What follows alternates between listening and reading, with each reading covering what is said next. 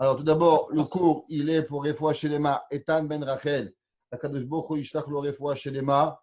Et pas pour la Ilou Nishmat encore, mais pour le Zechut de Madame David Ben Isa. David Ben Ça Isa. Hein? Bet Hashem, que ce soit pour l'élévation de son âme, et que ce soit en bon moment. Je peux avoir Et une fois Shlema pour Yaakov Ben Mazal. Yaakov Ben Mazal, Refoua Shelema. Merci. Et Madame Dahan m'avait demandé de faire pour le Refoua Shelema. Voilà.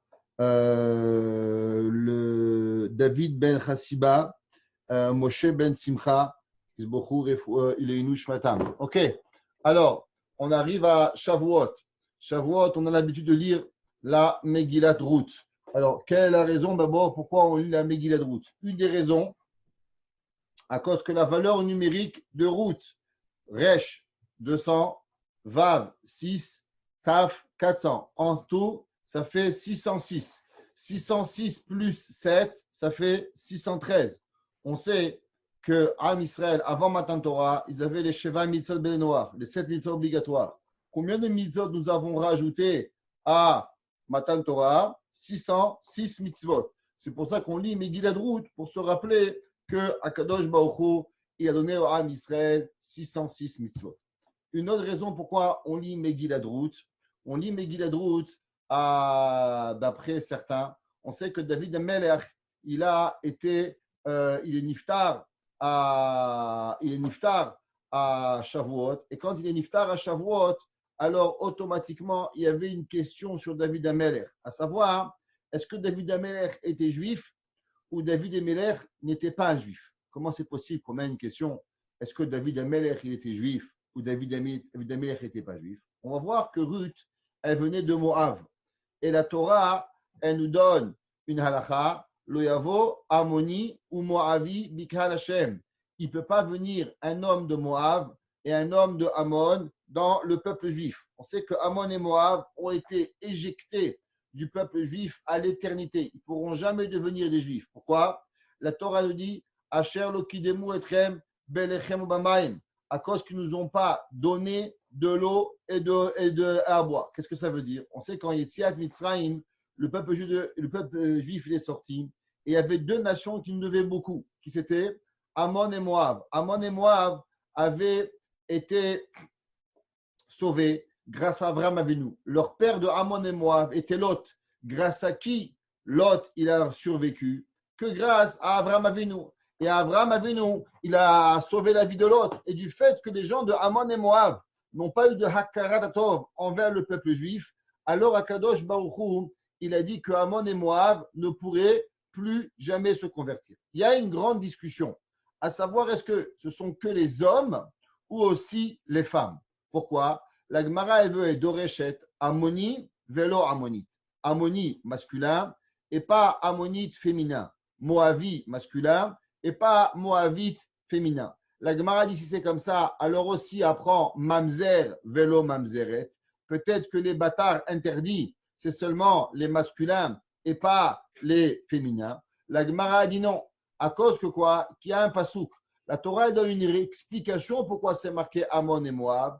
Asher lo kidemu etrem balechem v'mayim, qui ne vous ont pas devancé entre avoir de pain et de l'eau. La Gemara dit c'est l'habitude de qui d'aller dans la rue pour inviter les gens? C'est seulement l'habitude des hommes, pas l'habitude des femmes. Kvod batmel penima. Et du fait que ce n'est pas l'habitude des femmes de sortir, alors on ne peut pas punir les femmes de ne pas avoir été akarat tov envers le Ham Israël. C'est pour ça que Ammon et Moab au féminin vont avoir le droit de se convertir. Mais ça a été une discussion, on va voir, entre deux personnes. Principalement, la Megillat Ruth, elle va parler de cette halakha-là entre deux personnes. On va voir à la fin de la Megillah, entre Boaz et son oncle qui s'appelait Tov. Qui était Tov? Tov, il était le frère de Elimelech. Il y avait un homme, on va voir le pasuk bête, qui s'appelle Elimelech, qui était le Parnas, l'homme le plus important du peuple juif. Et il y avait le papa de Boaz, il y avait le papa de Naomi, et il y avait Monsieur Tov, 4 frères qui étaient tous de la tribu de Yehuda. Par la suite, dans la Megillat Esther, on parle d'une certaine mitzvah, d'un mitzvah de Géoula. On ne parle pas de Yiboum. Ne mélangez pas. Dans Megillat Ruth, il ne s'agit en rien de Yiboum. Yiboum, c'est seulement entre deux frères. Ici, il y avait deux frères, comme on va voir, Machlon et Kilion, et les deux frères vont mourir. Donc, il n'y a pas de Yiboum, mais il va y avoir la mitzvah de Géoula. Pour faire cette mitzvah de Géoula, Ruth, elle va demander qu'on se marie avec elle. Mais le problème de se marier avec elle était est-ce qu'elle était une juive ou elle n'était pas une juive. Alors, on va voir que Boaz, il va dire qu'elle était juive. Et à l'inverse, M. Peloni Almoni Tov va refuser. Pourquoi?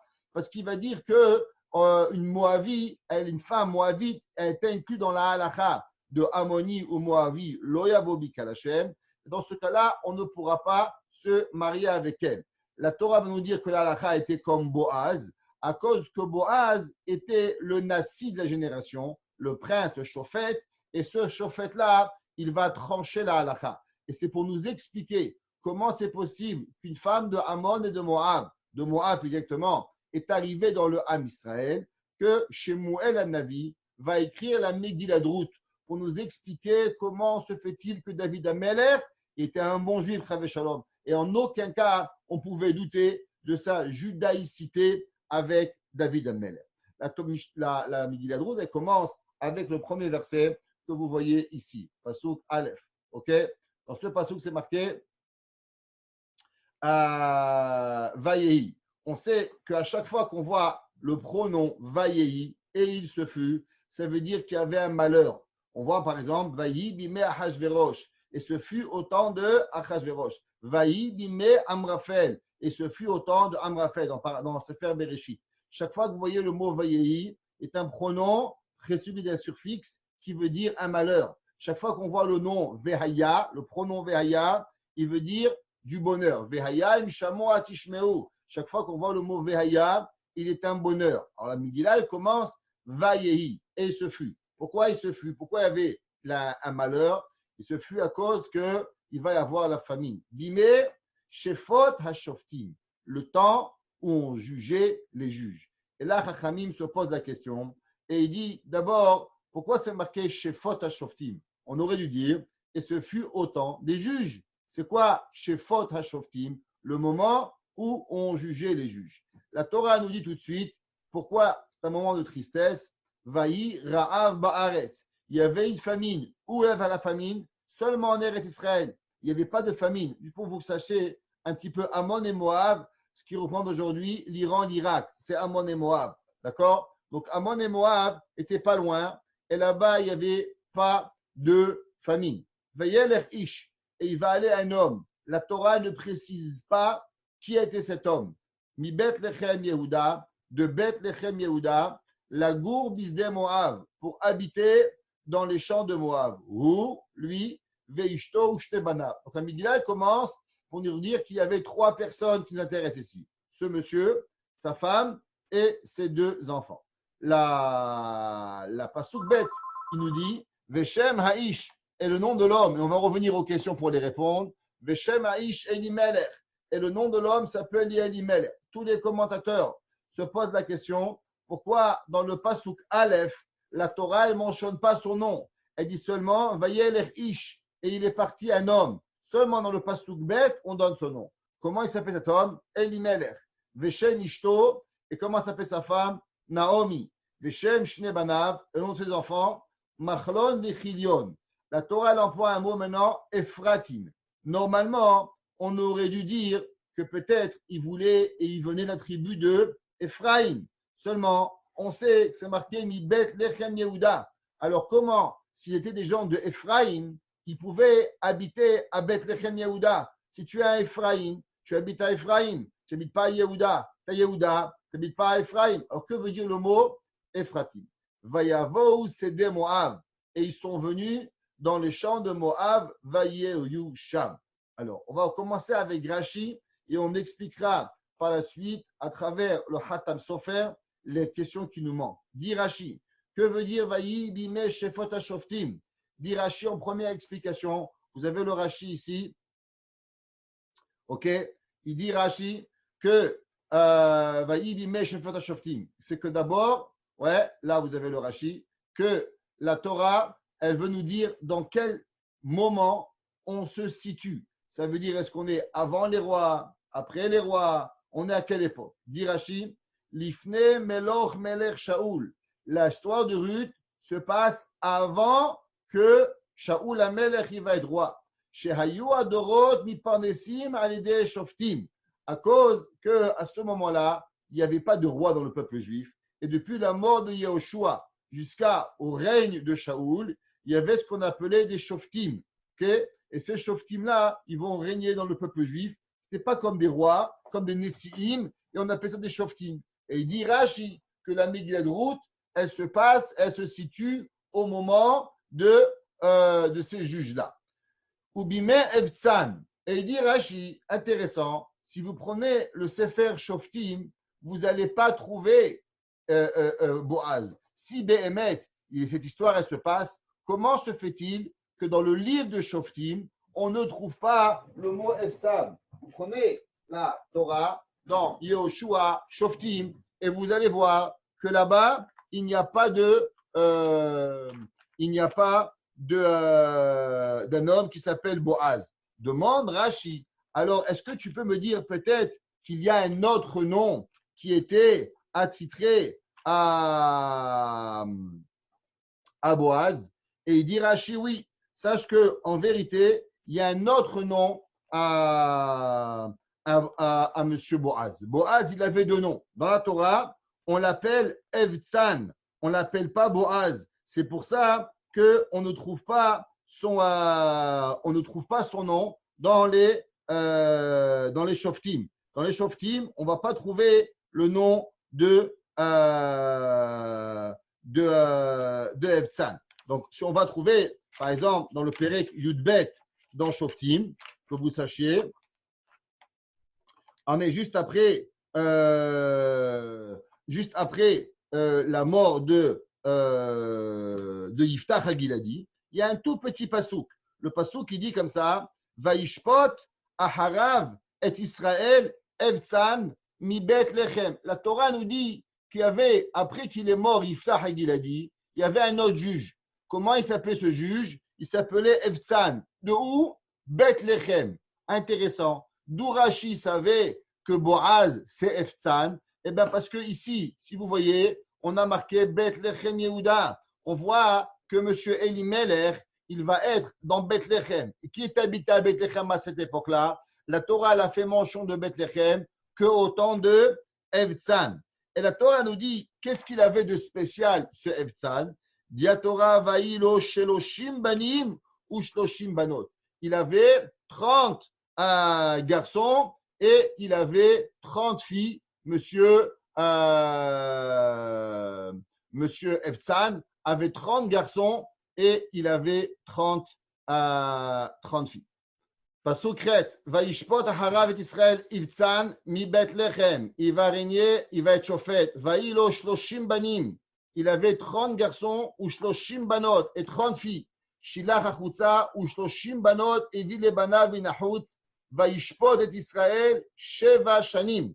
Et il va juger le peuple juif combien de temps, Monsieur Evtsan? Il va juger 7 années. Vayamot Evtsan, vayikaver bevetlachem. Donc, on est dans une période qui est très intéressante, qui est pendant 7 ans. Regardez Rashi, je vous mets le Rashi ici, vous l'avez. Rashi vous dit tout de suite dans Shoftim, Evtsan, qui est Evtsan? Dit Rashi, c'est Boaz. C'est Boaz. Donc, on revient à notre Rashi. Rashi, dans Megillat Ruth, il nous dit que Monsieur Vemeh Shavat HaShoftim, au moment qu'on se situe à l'époque de Evtsan, qui était un des juges qui a régné pendant 7 ans. Rappelez-vous cette information qui est très importante, à savoir que Boaz, il avait 60 enfants, 30 garçons et 30 filles. On voit pourquoi elle est excessivement importante, cette information pour la suite. Vayeler Ish, il dit Rashi, pourquoi on l'appelle un homme? Pourquoi il s'appelle Ish? Dit Rashi, Ashiraya, il était excessivement riche. Ou Parnas Ador, et il était le banquier de la génération. Veyatsa me'eretz Israël echutz ha'aretz, et il est sorti d'Israël. Achutz la'aretz mipnei tsarut ha'ayin, à cause qu'il avait un mauvais défaut, il était radin. Shaita enov tsara be'einei habayim idchoko lekach ne'enash. Dit Rashi, d'après l'opinion, quelle est la raison pourquoi on va voir qu'il va mourir, monsieur Elimelech? Dit Rashi, parce qu'il avait de l'argent, il aurait pu nourrir le peuple juif, mais à la place de nourrir le peuple juif, eh ben, il va préférer se sauver. Alors Akadosh Baruch Hu va lui prendre toute sa fortune.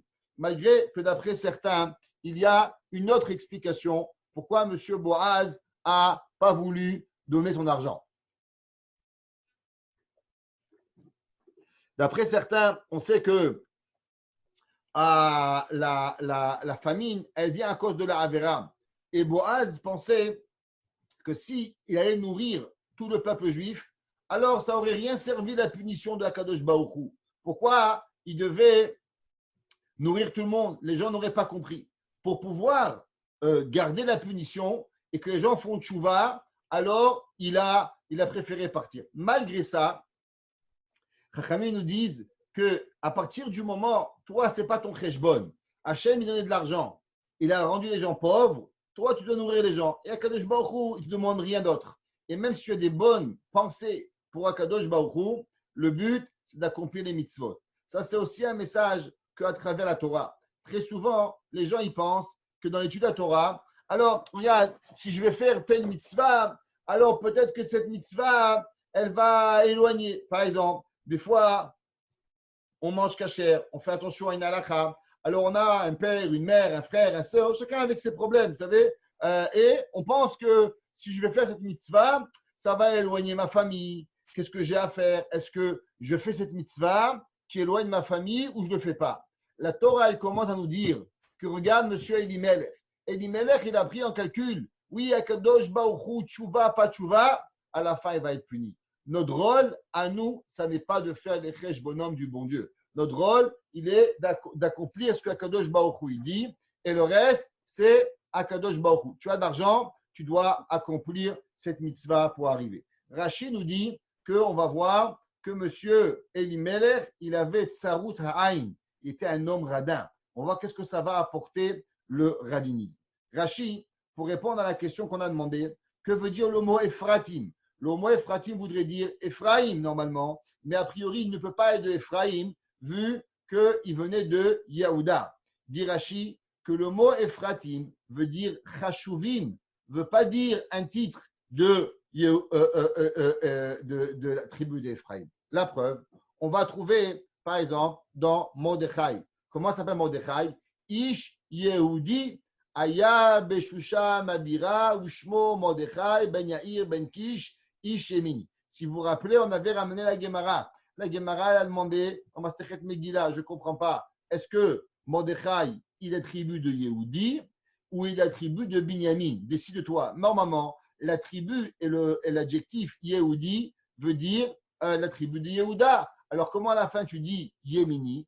Et la Gemara dit que non, que le mot Yehudi veut dire un homme qui rejette la Avodazara. Il est modèle à Kadosh Baruch Hu et il rejette la Avodazara. Ici, nous dit Rashi que le mot Ephraim, Ephrat, ne veut pas dire seulement Ephraim, veut dire aussi un homme important. Dit Rashi, voilà, je t'amène une preuve à ce que je te dis. Vechen ben Tocho ben Souf Ephrati Abagianos. Ok? Donc, Rashi nous ramène ici que c'est un homme qui a du pouvoir. D'accord? Ra'eh Hashivuto, Share ici Iglon Melech Moab et Bito le Machlon. Dit Rashi, si tu as un doute à savoir est-ce que Elimelech était un homme important, tu vas voir qu'il va arriver à Moab. Et qui c'est qui va lui donner la fille pour son fils? Ni plus ni moins que le roi Eglon, qui était le père de Ruth. Il va donner sa fille Ruth à monsieur Elimelech pour marier son fils. Donc on voit que Elimelech est un homme excessivement riche, qu'il va même devenir de la cour royale de Moab.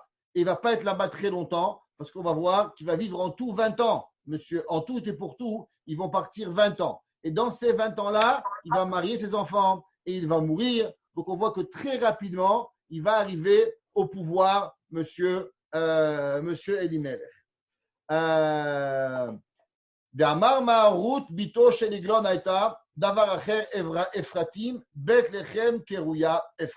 D'après certains, Bethléem, elle a un deuxième nom. Le Khatam Sofer, dans le Pirouche, il explique et il dit pourquoi la Torah m'a demandé, elle a ramené d'abord le Passouk sans son nom. Par la suite, on ramène le nom de Elimelech. Dit le Khatam Sofer pour nous apprendre que chaque chose, Akadosh Baruch Hu, il calcule. Le premier verset, il est nous apprendre que M. Elimelech, il est parti. Ça, c'était pas beau pour Elimelech d'avoir parti, à cause qu'il était radin, c'est vrai.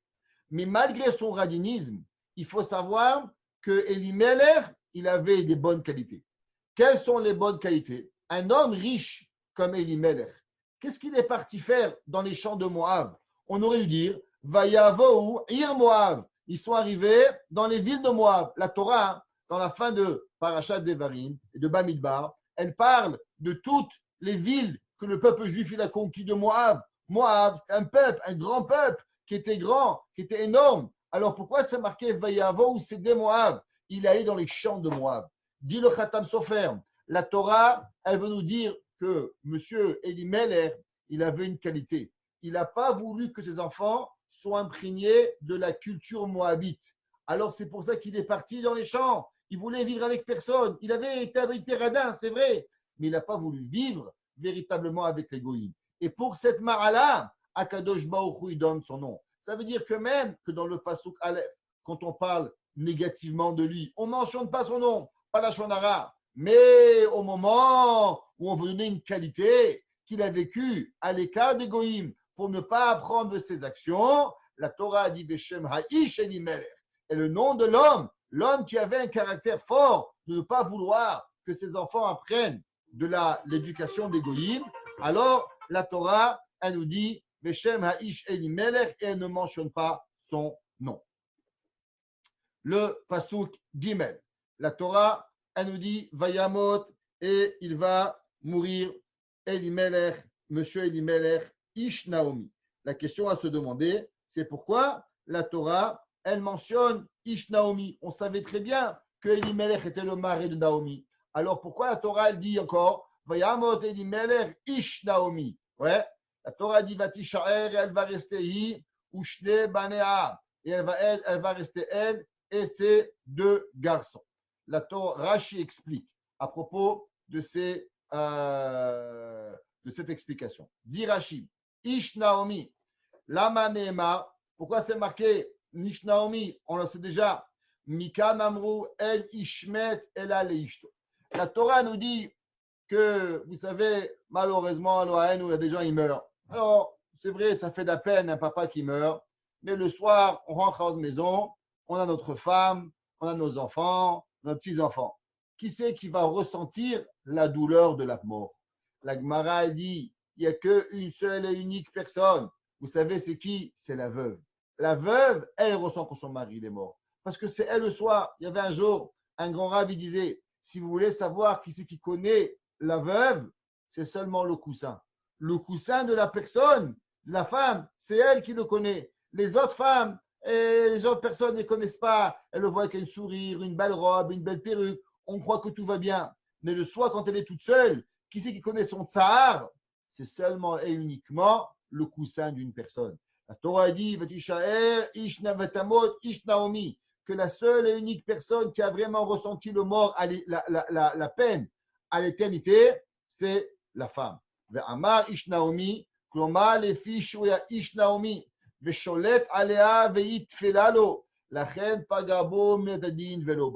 Rashi donne une autre explication. On va voir par la suite dans le prochain verset que non seulement il va mourir Elimelech, il va aussi mourir ses enfants. Et la seule qui va rester en vie, c'est Naomi. A priori, on ne comprend pas. Si Akadosh Baruch Hu était fâché contre toute la famille, pourquoi il a tué Elimelech, Machlon et Kilion et il n'a pas pris la vie de Naomi? Qu'est-ce qu'elle avait de tellement spécial, Naomi? Pourquoi elle est arrivée à s'en sortir? Dit la Gemara, vous savez pourquoi à cause que Naomi, elle n'avait pas son mot à dire dans la décision. La preuve, c'est marqué Ish Naomi. C'était lui qui était le directeur, le dirigeant de la maison. Quand Naomi a dit viens, on va pas, il n'a pas écouté sa femme. C'est elle, elle a été forcée d'aller en Sdé Moab. À partir du moment où elle n'avait pas le choix de décider est-ce qu'elle va ou elle ne va pas. C'était son mari, elle a dû le suivre. Alors c'est pour ça que Akadosh Baruch Hu va sauver Naomi et il ne va pas sauver ni son mari Elimelech, ni Machlon ve Kilion. La Torah, elle continue à nous dire Vaïsou lahem nashim. Et qu'est-ce qu'ils vont faire, monsieur Machlon et Kilion? Ils vont marier des femmes moaviot. Shem ha'achat Orpa, une qui va s'appeler Orpa, jusque vous sachiez, Orpa va être la mère de Goliath. Veshem hasheni Ruth, et la deuxième c'est Ruth. Et maintenant vous comprenez la guerre qu'il va avoir par la suite entre Goliath et David, sont Béhémet à cause des deux femmes, Machlon et Kilion, qui vont être Béhémet depuis le départ. Vayeshevu Sham ke'eser shanim. Et ils vont rester là-bas environ 10 ans.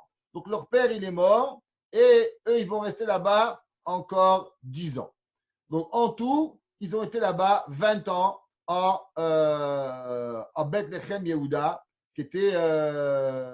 Donc, elles vont partir et elles vont rester là-bas 10 ans. Dit Rashi, Vayamutu Gam Shenehem. Vous voyez, il y a un Rashi qui manque ici. Ici, Rashi dit Gam Shenehem. Ce Rashi, il est mal placé. Ce n'est pas Gimel ici, c'est Hey qu'il faut écrire. Il dit Rashi, pourquoi c'est marqué qu'ils vont mourir eux aussi? Vous voyez le passage que c'est marqué ici Vayamutu Gam Shenehem. Et ils sont morts eux aussi. Dit Rashi, pourquoi c'est marqué eux aussi? Sur ça, Rashi vient et dit Maou Gam Bitrila. Il dit pourquoi Rashi, la Torah, elle a mentionné le mot Gam. On sait que dans la Torah, à chaque fois qu'il y a le mot Et et il y a le mot Gam, c'est fait pour rajouter. Chaque fois qu'on voit le mot Ach et le mot Rak, c'est fait pour diminuer. On dit Rashi, qui on est venu rajouter? Elimelech, on l'a déjà écrit. Alors pourquoi la Torah a dit Gam Shenehem, eux aussi? Ça aurait été suffisant de dire Sheveyamutu Shenehem à partir du moment où la Torah avait déjà mentionné que Elimelech il est mort. Dit Rashi, la Bitrila, la Koub Mamonam. Au départ, Akadosh Baruch Hu, il ne punit pas quelqu'un comme ça. Qu'est-ce que Akadosh Baruch Hu, il fait? D'abord, il leur a pris leur argent, après, il leur a pris leurs chameaux, après, il leur a pris leur petit bétail. Et ils n'ont pas compris. Akadosh Baruch Hu leur a envoyé un message clair, repartez en Eretz Israël. Ça y est, c'est fini maintenant. Vous devez partir. Votre père, il est venu ici. Abandonnez tout et vous devez partir. Et malheureusement, ils ne vont pas comprendre. Et c'est pour ça qu'ils vont être punis. Machlon et Kilion vont tout perdre. Vont perdre leur argent, leur bétail, leur gros bétail, leur maison. Et c'est important de savoir qu'ils vont tout perdre, incluant tous les terrains qu'ils avaient en Eretz Israël. Dit le pasuk, Vayamutu Gam Shenehem, Machlon et Kilion, Vatishaer Haisha, et la femme, elle va rester seule, Mishene Yeladea, de ses deux enfants. Nous dit la Torah, Vatakom Hi Vechalotea. Maintenant, elle n'a plus de mari, elle n'a plus d'enfants, elle n'a plus rien. Qu'est-ce qu'elle fait, Naomi? Elle comprend. Ça fait longtemps qu'elle voulait partir, mais elle voulait pas laisser ses enfants. Alors, maintenant, elle part. Avec qui elle part? Elle part avec sa belle-fille, ses belles-filles.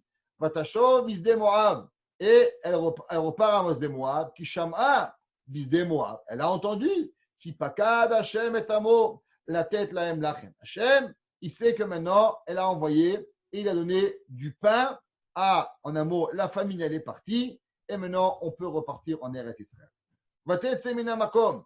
Dit la Torah, elle va sortir de l'endroit Asher Aïta Shama, où elle était là-bas, où Shte Chaote Aïma. Et ces deux belles filles, Vatelach Nabaderech, et elles vont dans le chemin, la Chouv l'Eretz Yehuda. La question sur ce passouk, elle est claire. Pourquoi la Torah nous dit qu'elle est sortie? Ben oui, la Torah aurait dû dire seulement Vatelech Naomi, la Naomi elle est allée. Pourquoi c'est marqué Vatetse Minam Makom? Et elle est sortie. Si tu pars, c'est que tu sors. Il y a une répétition dans ce passouk. Pourquoi la Torah nous apprend que Vatetse Minam Makom? Dit Rashi, dans le Rashi, on va voir qu'à 2 reprises dans la Torah, on voit ce même principe. À propos de Naomi, Vatetse, et à propos de Yaakov Avinu. Vayetse Yaakov mi Beershava vayele Harana. Dit Rashi, que veut dire Vayetse Yaakov? Que de là nous apprenons que quand les tzadikim ils sortent, ils font un impact dans la ville. Dit Rashi. La man Emar, pourquoi c'est marqué Vatetse? Arek var Neemar vatashov misde Moab. Umechan tashov. Et d'où elle va aller? Imlotetse minamakom. Comment on peut partir si on ne sort pas? Dit Rashi. Et là, quand un tzaddik qui sort d'une ville, alors on ressent, toute la ville y ressent que le tzaddik n'est pas là. Ve'osa roshem. Pourquoi? Rashi dit ici 4 adjectifs. Dit Rashi, pana, ziva, pana adara, que la beauté, la gloire, pana shifra. Quand on a un tzaddik dans une ville, le cheval de la ville, c'est le tzaddik. Vechet vayetse Yaakov mi Beersheva. Dit Rashi que le tzaddik il protège, le tzaddik il amène la beauté, le tzaddik il amène une gloire dans la ville, et au moment où il part, tout va partir avec elle. Et c'est ça qu'on va voir, que tout le Ammon et Moab, qu'est-ce que principalement c'est marqué dans Chazal? Qu'est-ce que Madame Naomi, elle va prendre? Vous savez que c'est marqué dans la Gemara qu'on n'a pas le droit de repartir en Mitzrayim. La Torah dit, c'est un lave de la Torah, qu'il est interdit aux Juifs de repartir de Eretz Israël en Eretz Mitzrayim. Pourquoi on n'a plus le droit de repartir en Eretz Israël? La Gemara dit à Soua, ils l'ont fait comme un endroit, Metzula she'en badagim. Ça ressemble comme Eretz en Mitzrayim qui n'a plus de poissons, il n'y a plus rien. Qu'est-ce que ça veut dire? C'est marqué dans le Harizal que dans chaque pays, il y a des nitzotzot. Dans chaque pays, il y a là-bas des âmes perdues. Quand on est sorti d'Eretz Israël, on a pris avec nous toutes les âmes. Il n'y a plus rien à faire en Mitzrayim, c'est terminé. Au Canada, il y a encore à faire, donc ils se convertissent encore, parce qu'il y a encore des chameaux perdus.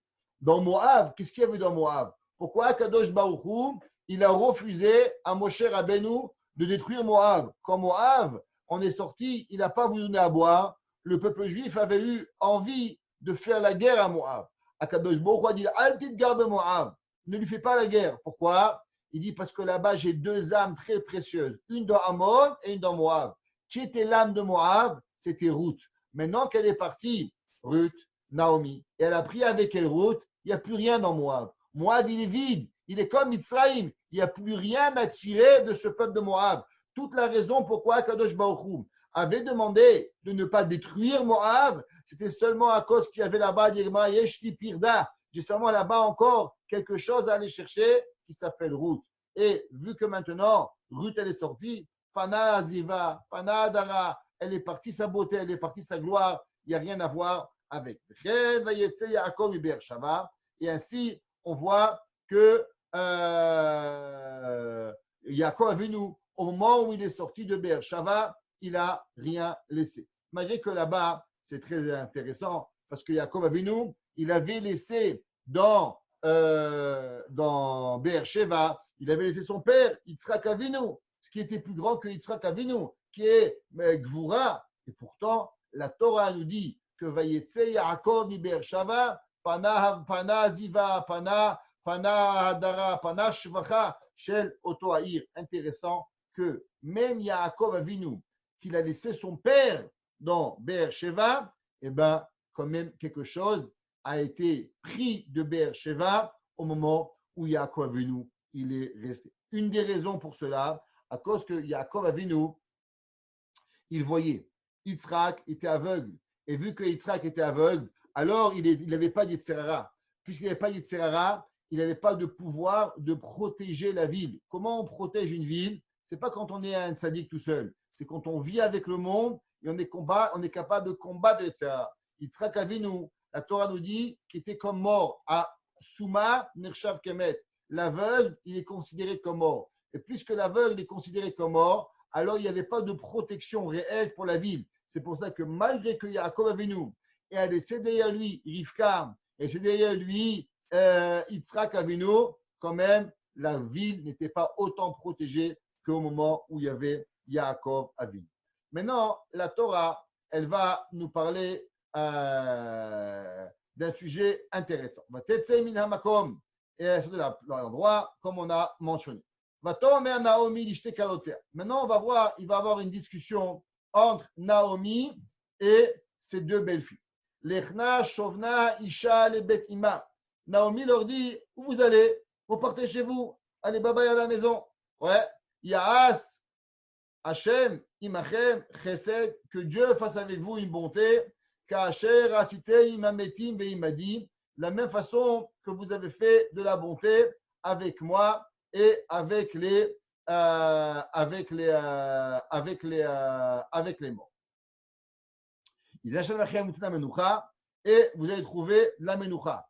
Pourquoi de la menoucha? On sait qu'une femme, tant qu'elle n'a pas de mari, alors elle est perturbée, comme un homme. La Torah dit qu'elle leur a donné Naomi une bracha, Iten Hashem lachem umtsena menoucha, que Kadosh Baruch Hu, il vous donne de quoi vous marier et que vous allez trouver de la paisibilité. Ils ont perdu leur mari, ils ont perdu leur argent, ils ont tout perdu. Qu'est-ce qu'elle a? Elle n'a pas de menouchat nefesh. Elle n'a pas de bracha.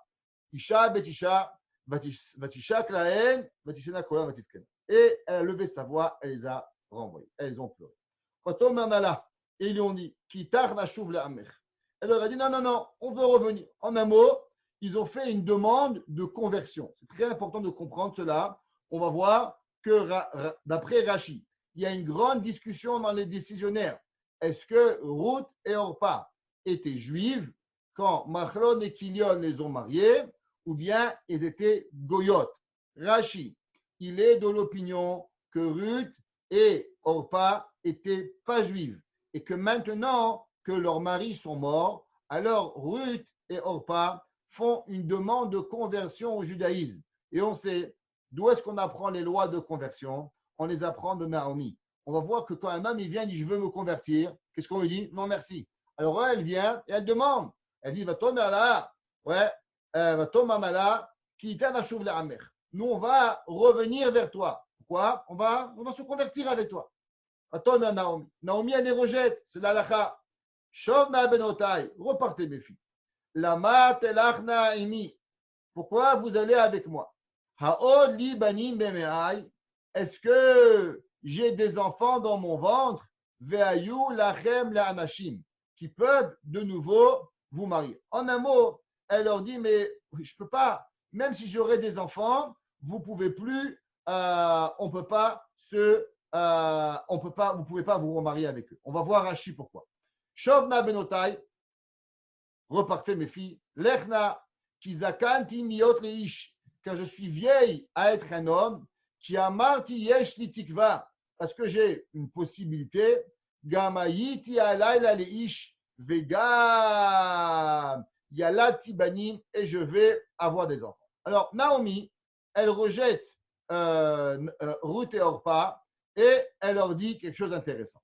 Elle leur dit, j'ai pas d'enfants, et même si j'aurais des enfants, eh ben, je suis trop vieille pour en avoir.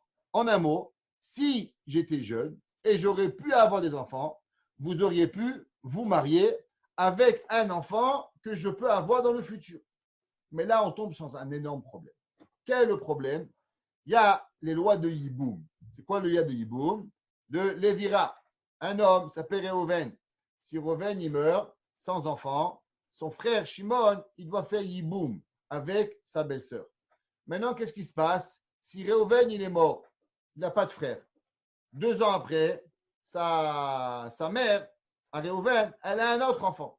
Est-ce que cet autre enfant-là, il a une obligation de Yiboum? Non. Pourquoi? Parce que ça s'appelle Eshet Ach Shelo Haya Be'olamo. Il faut que le deuxième garçon de la famille, il soit vivant au moment de la mort de son frère. S'il n'est pas vivant, il n'a pas le droit de se marier. C'est Hayav Karet, ça s'appelle Eshet Ach. Demande Rashi, je ne comprends pas. Est-ce que tu peux m'expliquer qu'est-ce qu'a dit Naomi? Naomi a dit, je suis trop vieille pour avoir des enfants. Mais même si tu n'es pas trop vieille, même si tu avais 30 ans, on n'a pas le droit de se marier. Pourquoi? Vu que Machon et Kilion sont morts, et vu que maintenant ils sont morts, et même si tu vas avoir un enfant par la suite, eh bien cet enfant-là, il est assourd à nous au mariage. Alors pourquoi Naomi, elle a dit que je suis trop vieille pour avoir un enfant, et on déduirait d'ici que, mais est-ce que si elle n'aurait été pas trop vieille, elle aurait pu se marier. Dit Rashi. Rashi répond à toutes ces questions. Et il dit, Kizikanti miliot liish, ici Rashi, chez Enaselo, pour que je me marie avec lui, Ve'olid banim, et que je veux avoir des enfants. Ve'titnasu lahem, et vous allez marier avec eux. Chez Ena masurim lachem, dit Rashi, parce que si j'avais un fils, je ne vous serais pas interdite à vous marier. Ve'enechem masurim lahem, et eux, ils ne sont pas assourds à vous. Pourquoi?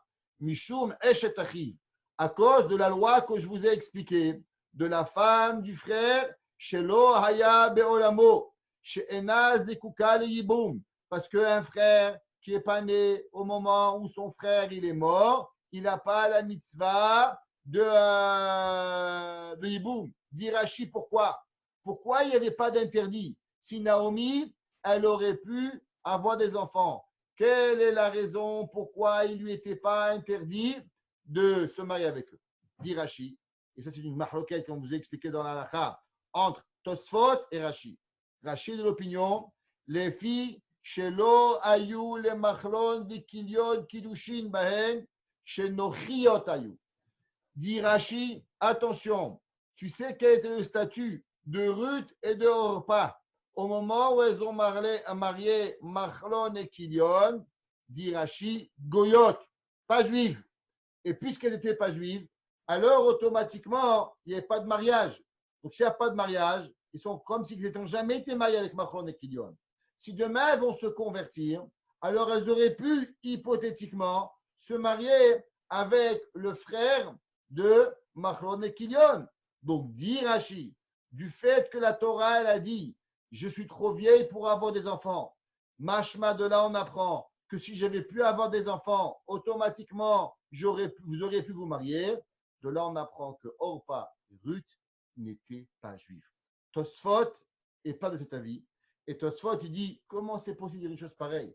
Machlon et Kilion étaient des tzadikim. C'est vrai qu'ils n'avaient pas des gens les plus généreux du monde, mais quand même, ce n'étaient pas des Réchaïm. Et comment on peut dire sur eux qu'ils étaient malheureusement mariés avec des goyotes? Alors, dit Rashi, Ve'arshav hen baot leitgayer. Et maintenant, dit Rashi, c'est là à l'instant, après 10 ans de vue commune, qu'elles sont venues se marier, Kemo sheneemar, ki itach nashuv le'amer, mehatan yael e'am echad. Dit Rashi, c'est maintenant, après la mort de Machlon et Kilion, que Ruth et Orpa font la demande de venir au mariage. Qui a marti pas au mariage, pardon, à la conversion. Qui a marti yeshitikva, qui a filou yamali libi yeshitikva, inaser od veyad balim. Parce que même si je voudrais, ça ne marcherait pas. Vegamati ala leish, utamiken afilou ariti alayla. Et même si aujourd'hui je tomberais enceinte, ouais, zecharim, vegati banim, afilou kvayati banim, ça ne va pas marcher. Alors, Madame Ruth, elle, Madame Naomi, elle leur dit Alahen Tesha Berna. Est-ce que pour eux, vous allez attendre Adaché Yigdalou jusqu'au moment où vous allez grandir? Alahen Te Agena. On va voir que ce mot Te Agena, Rashi va donner deux explications. Que veut dire le mot Igun? Les Bilti Eyot les Ish. En attendant de ne pas avoir de mari, Al Benotai, qui marli meod mikem, car ça me fera beaucoup de peine, qui yatsa biyad Hashem. A dit Dieu, il m'a puni la mietadine, alors pourquoi vous voulez rester avec moi? On va lire le pasuk Yudalet avant de faire le Rashi.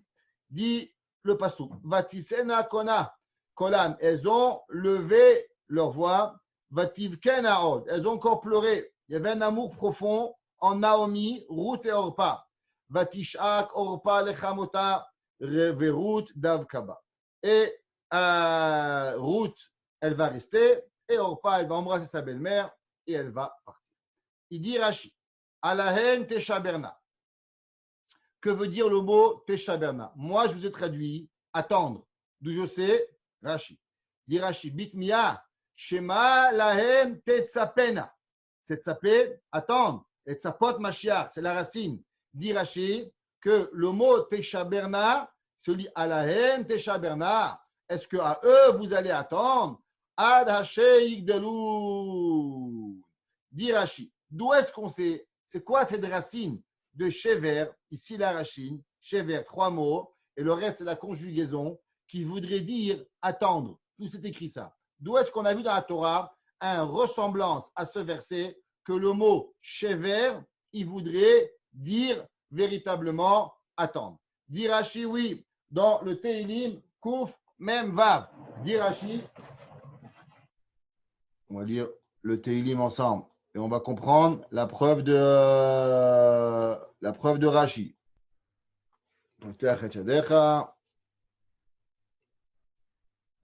Aaron Hashi עלי שווה וזמרה ולדידי תתחו בדבין תצור השלמתו אשרי של יעקב בעזרו סברו על השם אלוקיו עושה שמיים וארץ.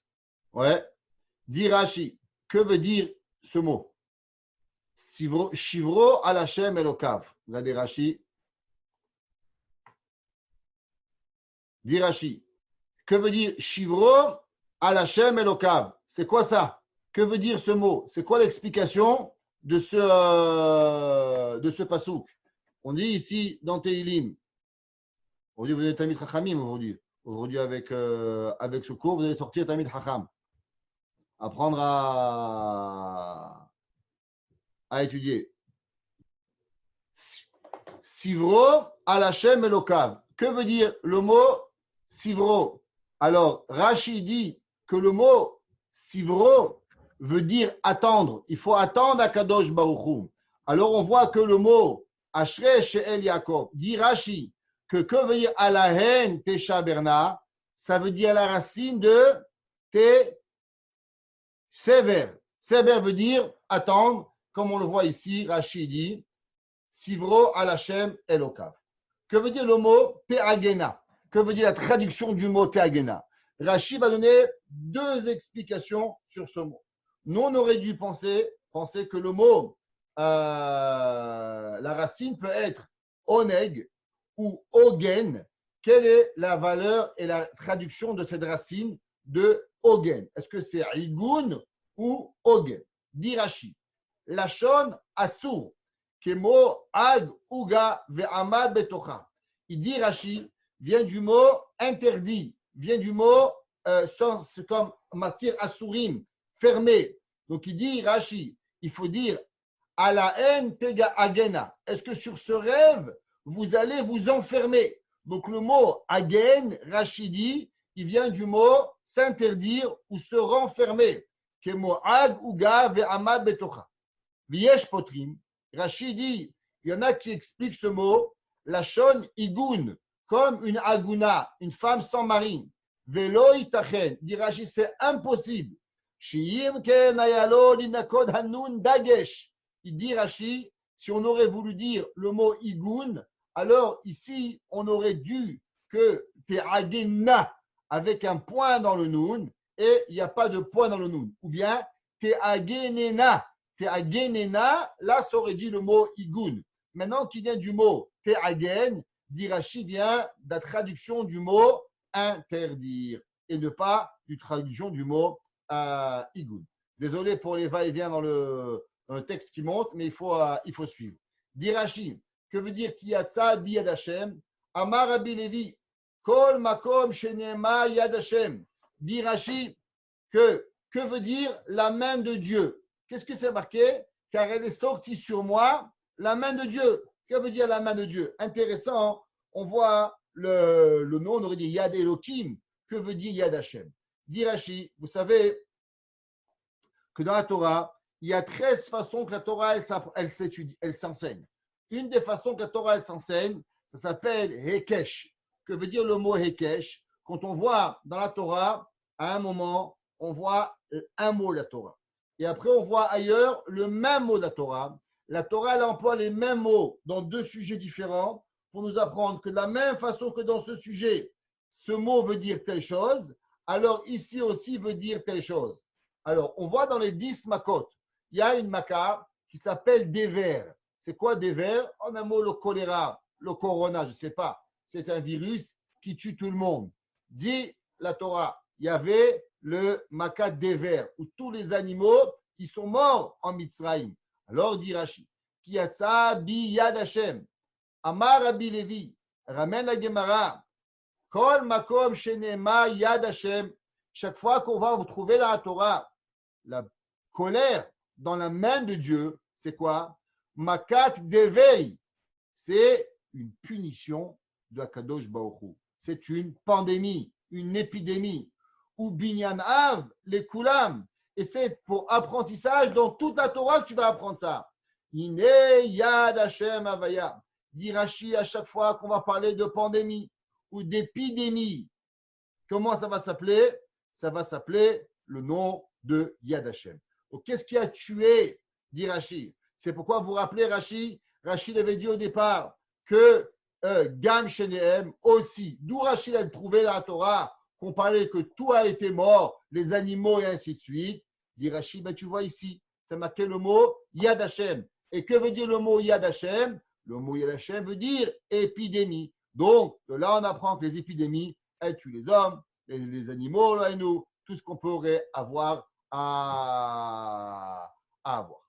Alors, dit la Torah, pourquoi vous restez avec moi? Naomi a dit, j'ai une épidémie, j'ai tout perdu, repartez chez vous. Vatomer, Hine Shavay Bimter. Là, c'est intéressant.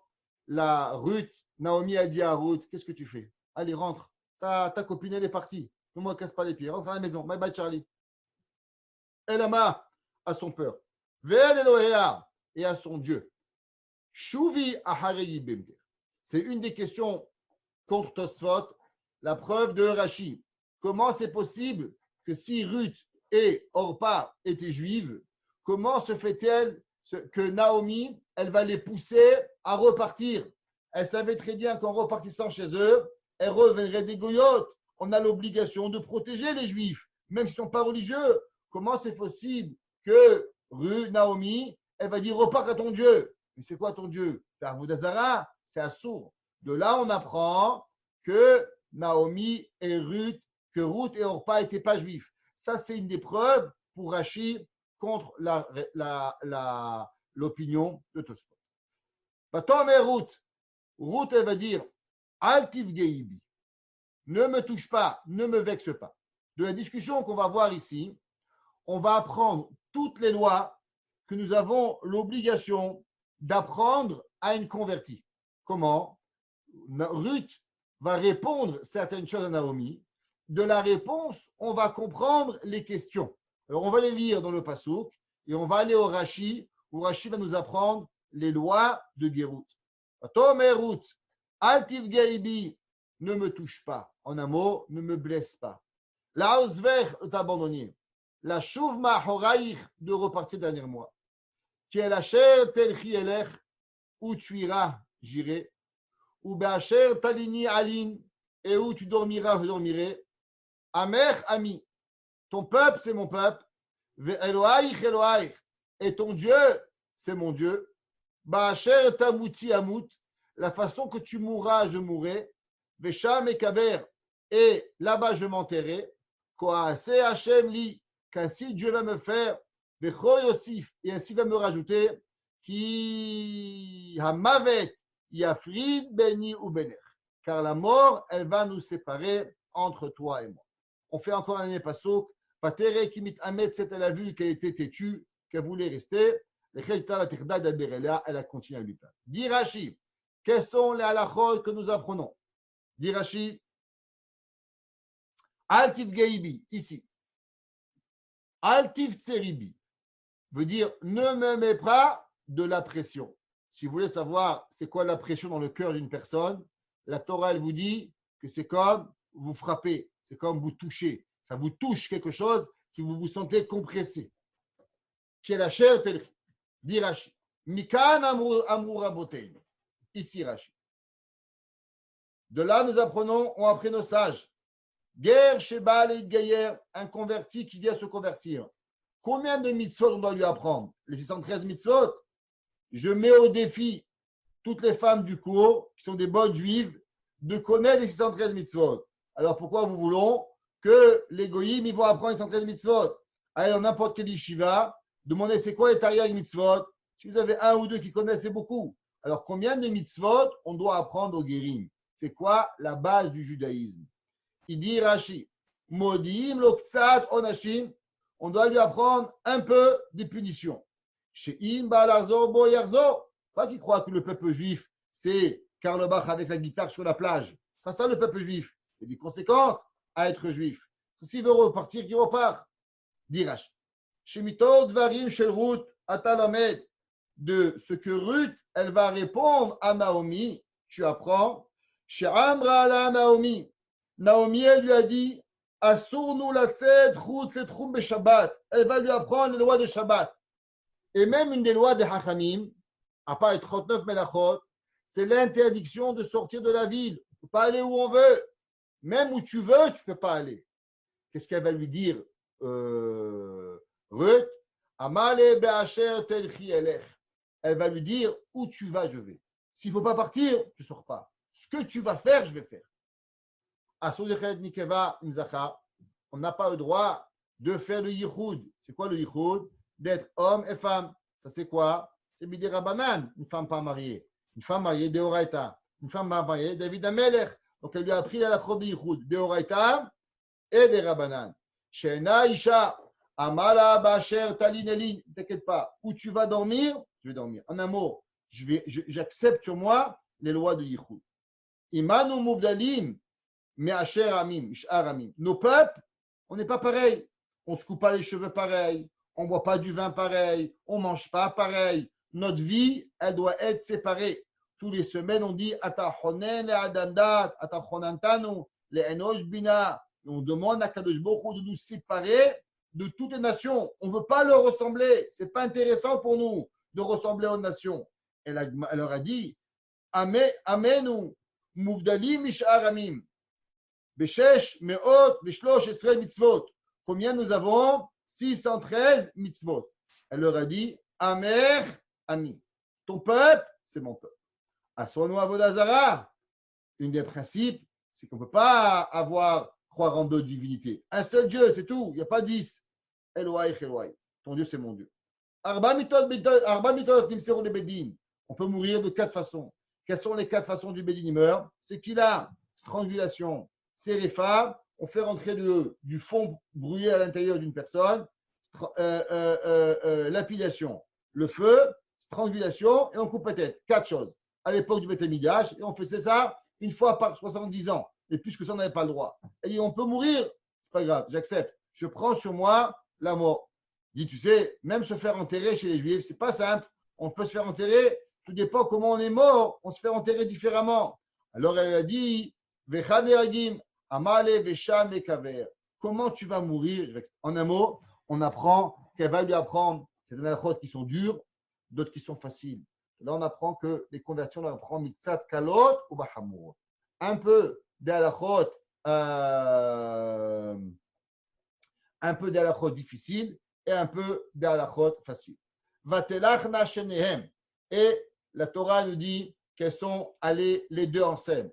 Ad Boana Bethléem, en arrivant à Bethléem. Vaï ke Boana Bethléem. Et quand ils sont arrivés à Bethléem, Vatehom kol haïr. Et la ville s'est étonnée. Vatomama hazot Naomi.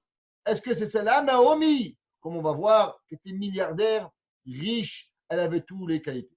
Dit Rashi, que veut dire Vatelechu shenehem? Pourquoi la Torah aurait dû marquer Vatelechu au pluriel? Pourquoi on a appris le mot Shetehem? Écoutez ce Rashi, ce sera la fin du cours pour aujourd'hui, pour nous redmer Hazek Otanu dans la Emouna. On sait que le peuple juif, quand on a une bonne intention, alors Hachem ne nous juge pas quand on va y arriver. Mais dès qu'on veut faire quelque chose, Akadosh Baruch Hu, il nous juge. C'est marqué Vatelachna Shenehem. Amar Rabbi Abou. Il a dit Rabbi Abou, Bo e kama havivim agerim lifnei Akadosh Baruch Hu. Regarde combien Kadosh Baruch Hu, il les aime. Kivan shenatna da'ata leitgayer. Elle n'a pas encore converti, Madame Ruth. Elle a seulement voulu se convertir. Ishva ota katuv le Naomi. Dès là, le passouk, il est à comparer. Qui a été comparé? Yitzhak et Abraham ont été comparés. Vayelechu shenehem yardav. Deux ensemble. Abraham et Yitzhak. Ici, on voit deux femmes. Une Naomi, tzaddik de naissance, on va voir. Une Ruth qui vient à peine de commencer au judaïsme, elle ne connaît rien. Elle vient d'apprendre à la côte. Comment tu la compares à Naomi? C'est impossible. La Torah nous apprend la volonté de la pensée. C'est quoi principalement la Torah? Le yesod de la Torah, c'est la pensée. On finira avec le Ramchal, avec cette fameuse leçon qu'on a appris dans le Ramchal, qui était hier la Helula de Rabbi Moshe Chaim Utzato, Zechuto Yagen Aleinu. Le Ramchal, à la fin du 11e Pérec, dans Mesilat Yesharim, que tout le monde côté. Et il dit, Veine, Inen yachol leachish, sheyesh ktsat torach laadam leagia nikiut hazeh. Il dit, arriver à la perfection, ça a l'air un peu dur. Ouais, alors, Afal Piken, malgré cela, Omerani, moi je dis, She'en tsarir kolkach, c'est pas besoin de tellement de complications. Kemo shenire le machaora, ve'amarshava badavar hazeh kashe minamaase. Il dit le Ramchal, tu sais ce qui est le plus difficile dans la perfection, dans le service d'Akadosh Baruch Hu, c'est pas tellement l'action, mais c'est la volonté. Combien de fois, en vérité, ce qui nous manque, c'est pas l'action, c'est la volonté de vouloir. Yassim Adam Belibo Veikba Birtsono Bikviut Liod Mibale Amida Tova Azot. Il dit le Ramchal, tu veux devenir une bonne personne, ça commence d'abord par la pensée. Ça commence par la pensée de vouloir y arriver. Comment Ruth a été Goya? Elle va être comparée à une tzadeket. C'est marqué, Vatetse Minamakob, on l'a comparée à Yaakov Avinu. Comment tu peux être comparé à Yaakov Avinu en une seconde? La bouteille. La seule chose, elle est simple. La force de la pensée. La force de vouloir. Am Israël, ce n'est pas tellement qui on est, mais c'est combien on veut arriver. Matan Torah, qu'est-ce qu'on est à Kadosh Baruch Hu? Naase Venishma. Comment? Comment on était plein d'Averot? On était au 49e degré de Touma. Comment on a pu grandir? Eh bien, la réponse est dans ce Rashi. Rashi dit que quand on a envie de devenir grand, alors on est grand. Le but, c'est pas tellement, bien sûr, c'est pas qu'on diffuse des mots. Arriver, c'est pas toujours facile. Mais au moins avoir la volonté de réussir. Beaucoup de monde dans la vie, ils n'ont même pas envie de devenir une bonne personne. Ils n'ont même pas envie d'un jour de rêver à connaître la Torah. Ils n'ont même pas envie un jour que leurs enfants Tamid Hakamim. Ils n'ont même pas envie qu'un jour ils ont l'aspiration à pas dire la Shonara. Ils n'ont même pas envie un jour de pouvoir faire 3 prières par jour. Ils n'ont même pas envie de mettre des filines. Ça, c'est le problème. Dans la vie, on peut avoir des Yetzerara. Et on est né avec des Yetzerara. Mais le plus important pour nous, pour pouvoir devenir une bonne personne, c'est de vouloir, véritablement vouloir. Rabbi Nachman de Breslev, il dit qu'une personne, son plus grand atout et son plus grand danger, c'est quand il a perdu la volonté de vouloir. L'homme, il doit même prier à Kadosh Baruch Hu pour avoir la volonté de vouloir. Vouloir être une bonne personne, pas vouloir dire Shonara, être Shomer Shabbat comme il se doit, être une bonne juive ou une bonne juive, être une bonne maman, une bonne épouse. Des fois, on ne sait même pas qui on est. Et la Torah nous dit Rabbi Nachman, la volonté de vouloir. Le ratson chez Beretzonot. Ça, c'est le plus important. C'est ça que ce Rashi, il apprend ici, Rashi Utet, et il dit que l'ifne kivan shenatna da'ata lehidgayer ishva ota hakatuv le Naomi. Là, notre responsabilité, pas tellement de faire, mais on va nous demander plutôt, avez-vous véritablement voulu devenir une bonne personne?